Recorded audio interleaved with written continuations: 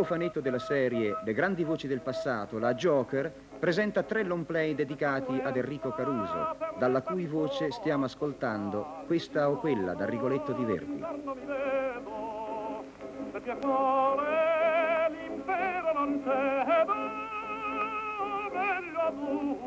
Enrico Caruso, nato a Napoli nel 1873, a 30 anni era già un mito vivente, signore incontrastato nel mondo lirico sia in Italia che in America.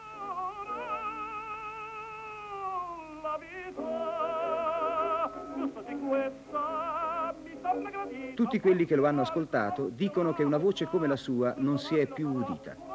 Percepiva favolosi compensi e fu anche il primo personaggio lirico a sfruttare per la sua popolarità la nascente industria discografica.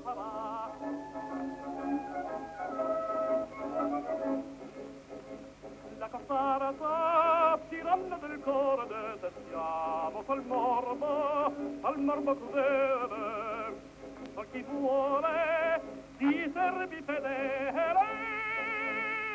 nel valore la libertà, se mariti il geloso furore, degli amanti le mani. Qui lo vediamo in una scena del film My Cousin.